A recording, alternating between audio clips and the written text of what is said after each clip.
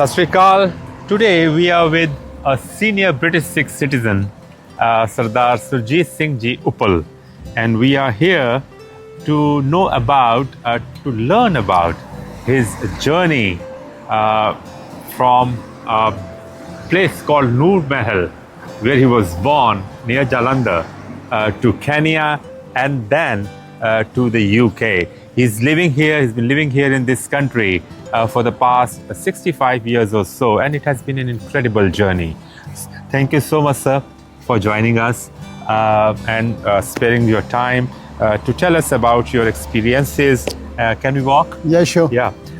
And your journey from Noor Mahal to Kenya to the UK, and you told us that you arrived here in 1960. 61. 61. So how old were you then? At that time, I was 21. So you came from Kenya. And you left Noor Mahal. Actually, a village called Uppal Khalsa. By Noor Mahal. It's about a kilometer from Noor Mahal city, town. And from there, I went to Kenya to join my father, who was sort of working there at that time. And I did my primary and secondary school education in Kenya. Primary and secondary school education in Kenya. And then came here for further studies. But unfortunately, because of the political situation in Kenya, my business, my brother who was in business, who was supporting me, he could not afford it because the business after the independence didn't go very well. So I had to sort of start work, which I did. And first I started with the General Post Office at that time. Used to be British Telecom and the Post Office, General Post Office.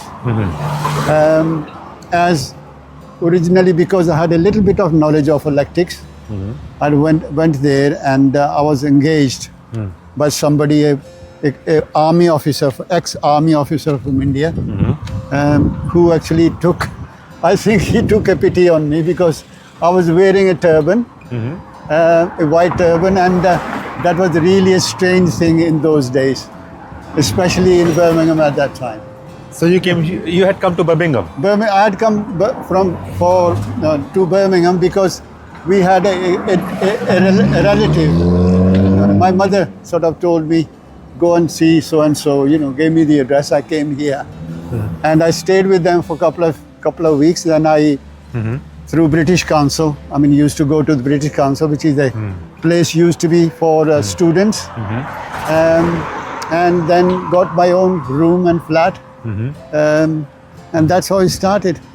Instead of going full-time education, I started work and I started studies, and what they used to call the evening studies and a day release. The employers used to give you a day off a week to go to college. So I did my studies, and eventually I got diploma in electrical engineering. Electrical engineering. Yeah, and I started as a semi-skilled laborer. Wow. And progressed, through various stages of the employment in the British Telecom, in the power section. And rose up to be an executive engineer in the post office. So let me tell our audiences here that Sir started off as a laborer, semi-skilled laborer when he arrived here in 1961, and then graduated to become an executive engineer. But the journey didn't stop there. No. He eventually became a magistrate. And that happened post his retirement as executive engineer. That's quite a journey, a professional journey that he undertook. So it's an inspirational story in many ways.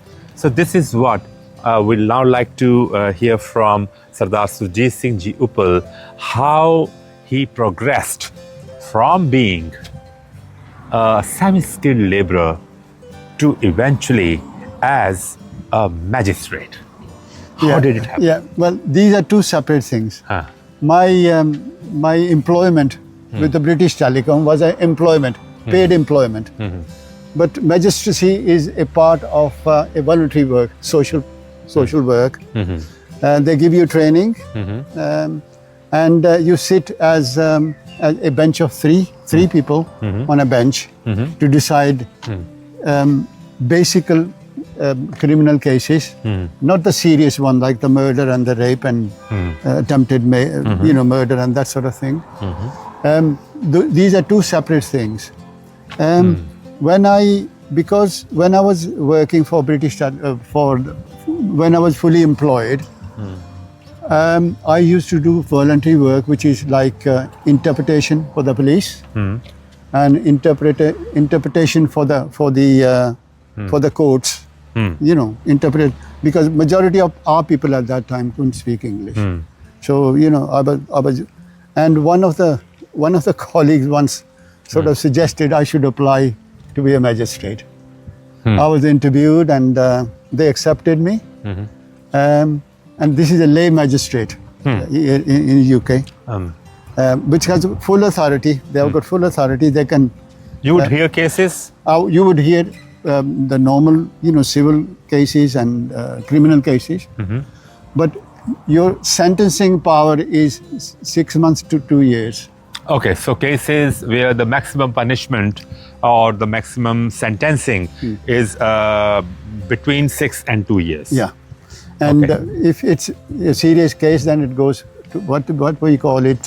Heinous crimes. Yeah, or maybe, yeah. And serious criminal cases as well. Then you send them to what we call it here, Crown Court. Okay, a higher court. Higher court. Okay. Yeah. Okay. So you did you retired as an executive engineer in 1990. Yeah. And the magistracy happened in 1987. 87. And I was still in full employment. But my employer, this is a normal thing in this country, that when you're working and doing it, you become a magistrate, they'll give you a day release to go to court to hear all these cases. Okay. That's the way system is. So you have seen through life here in the UK from the lens of someone who has migrated into this country from a country like Kenya. You have seen, and you are a Sikh gentleman, and you are, of course, the Sikhs are minority all over the world. Absolutely. Except in Punjab. What are the challenges that you faced in those days, and has there been any change in combating those challenges? I think fundamentally, I think the problem actually starts if you can't speak the language. If you can't speak the language, you are like a blind person. That was the situation in 1960s. 1960s. And there was a lot of discrimination in this country at that time. Because of how you look. How you look, well, color of your skin. Color of your skin, especially a Sikh wearing a turban. That was another situation at that time. Eventually, when sort of a lot of people start coming here, that sort of discrimination subsided. It's still there, even today. You go to certain parts of the country, even now, small villages. But it was more pronounced in those days. Absolutely, especially in the cities, because majority of people came into the cities because of the work situation, for the jobs and whatever. But now. And how did you overcome that? Well, you speak to people once they know you. Then I remember when I used to go to various places, and they look at you strangely, and then sort of once you start talking, then say, "You have become one of us." So that's a normal acceptance. English way of sort of saying. Or maybe the world's way. maybe the world's way. Yeah. But eventually they accept you, and when they're talking about these colored people or these black people or these brown people. Then they look at you and say, not you. You are one of us. It's not. We are not talking about them. Not you, but we are talking about other people. So that's the way sort of people used to sort of. So those were the challenges, external challenges. Absolutely. That eventually you overcame, and many like yourself overcame and became and achieved success in this country. Yeah. What are the challenges, or have been the challenges within the community, which migrated to a country like the UK in those days? I think the main challenge at that time was, I think majority of people from the who came from the Punjab, they were unskilled. Mainly from agriculture Background. or other trades. Sort of, and the main challenge they had was the language. So the only employment they could get is a hard labor. Hard labor in the factories. Robust and In the factories and foundries, very, very hard work. Physical work. And they were robust. Absolutely. And determined. And they needed it. So that was the strength. Yeah. The need. Need was the main thing, you see.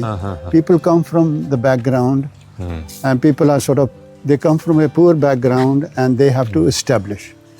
And, you are prepared to do anything. You said English. Let me be more candid about it. Has education been a challenge? To me? To many of...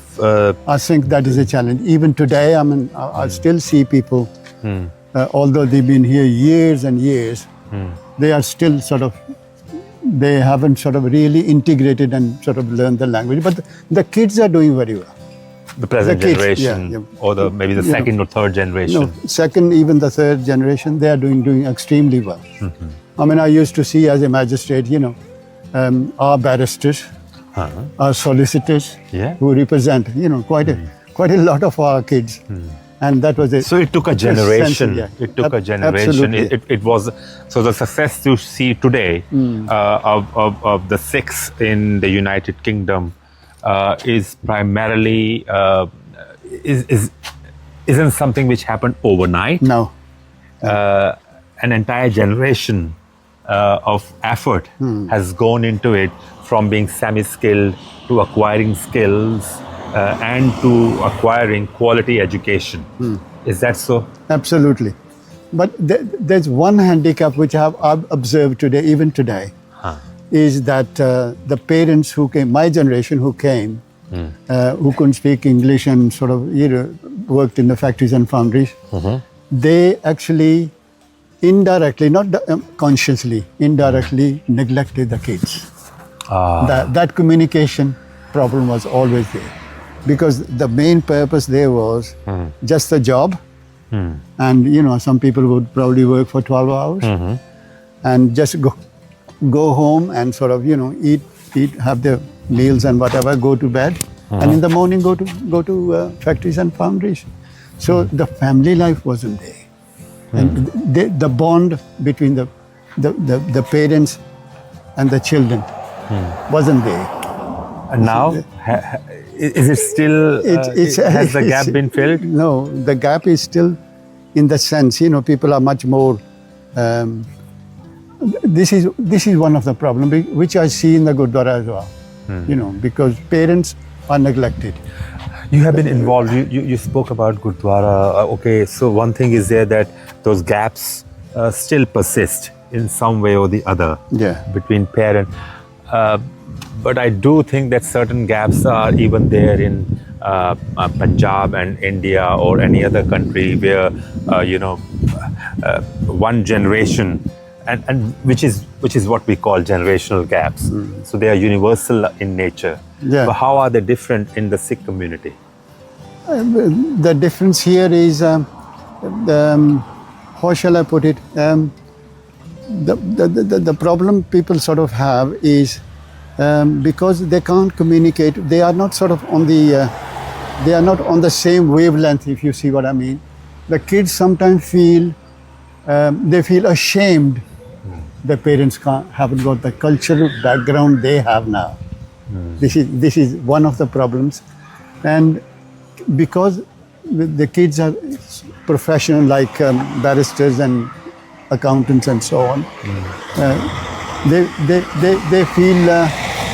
They feel bit embarrassed. You see, which is probably, I mean, the Sikh culture is that we like to look after our parents, but the parents are being neglected. A lot of parents come into the Gurdwara, and we sort of, they come here because it's become as a social center. Yeah, because they have the communication. I was in talking to a lady who worked in care homes, and she was looking after an old man. She was sent to a house. The man was lying on the bed, and she thought he was dead. She thought he was dead. She massaged him. She looked after, and after 2-3 weeks, the man opened his eyes.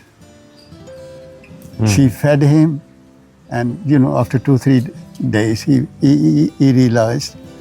Now this man had 2 children. One was living locally here in the area, and the other one was living in London. Probably his wife has passed away, and she really looked after this man who was terminally ill. Actually, he had a cancer. She tells me, and when he got conscious, I'm sort of regularly talking to this girl, a care worker. He actually treated her like his own child. Kind of psychotherapy. Absolutely. And the problem with this is the sort of attachment he had with her, that she used to sort of feed him by spoon.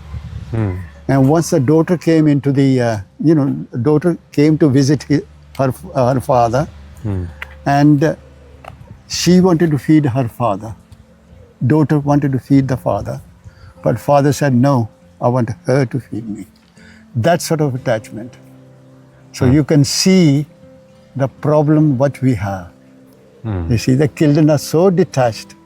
The father had lost complete confidence in. But I do see certain things that I think that you imbibed family values pretty well in your family. To our audiences, let me give one more introduction of Sardar Surjit Singh Uppal. His son, Paul Uppal, became a Sikh MP, and he was one of the first conservative Sikh MPs in the UK. One of the first, or was the first Sikh? He was the first. He was the first Sikh conservative MP. And he became MP in which year? In 1910. 2010. So he became an MP in 2010. So tell us about that upbringing. What kind of upbringing was that helped your son become an MP in this country? What did you? How did you motivate him? I think because in Kenya, when I was in Kenya, and Kenya was sort of being prepared for independence, I could see, as a student, I could see that our society, our Asian society in Kenya, they were business people and they were sort of working people, all established, but nobody was in the politics. Politics was considered a dirty game? No. Or politics, a tough thing? No, didn't know.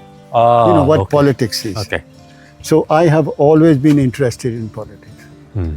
And I suggested to my son, because I became, originally I became member of the Labour Party. I sort of, at one time I was a ward chairman in one of the wards I was living. But the thing was, because I was working, because I had so many commitments, I couldn't progress any further. And moreover, there was a bit of discrimination anyway. Even in the Labour Party, although they sort of give you a lip service, but there's always a discrimination. When it comes to politics, people want to promote their own, and you got to have some people to surrounding you to sort of promote you. You need a godfather. So how did you inspire your son? So I inspired him, why don't you join the political party? And he said, Dad, I can't join the Labour Party. I can't support their policies. because they don't know how to manage money. That was his wording. So he joined the Conservative Party and he worked there. So you were a I instigated it. You were a labor volunteer. I was, yeah. And your son became a Conservative Party MP. Yeah. So that diversity in political views, you said, okay, go ahead. Yeah. And at least there should be some representation of the community in UK's political system. I think what I believe in, that politics is politics is a very, very important part. And we should be part of that, because that is everything in the life is part of the politics. But why is it politicians decide everything? But why is it that there's so much of distrust with politicians world over? It's because, I mean, for example, politics in India is a complete strange to me. I mean, this is something really out of this world. But you have been associated with India's early, when you came here, you mentioned that you had you were involved with Indian politics as well. Well, I've always been interested because the roots are there. My roots are there. Yeah. Obviously, when of course, born and brought up, obviously. So always take interest because of the communication, your sort of communication. You can read papers or you can see the television and so on. But the politics, I find it, it's different. Is differently in different countries. Completely, completely. In these countries, politics is not that, I would say, that of a taboo. It is. But Indian politics is completely different. Different, and not very nice. I don't think I want to be a politician there. Okay. Yeah. Okay. To our new generation and present generation and people like me, what will be your tips to move ahead in life? What will be your tips from your own experiences? What should we be doing? I think family is very important. Family is the base you set up in the family. And for example, I mean, my son, although he became a MP, but we lived together. At one time, my mother used to even. You're a proponent of joint family? Yeah. Even today, my grandkids live with me. I mean, sort of that is, I believe, the most important part in your life is the family life. The family should be together. Circumstances sometimes change. You can't do that. But if you can, try to sort of bring up the kids in a family. That is very important. And the other part, and so far as professional life is concerned, academics are concerned, what should we be doing? Well, people should, get the education. It's very important these days, I mean, if you can't do, I mean, for example, what should the community be doing? Educate the kids. Absolutely educate the kids. Education is a most important part. And the community should sort of be helping each other, if you can.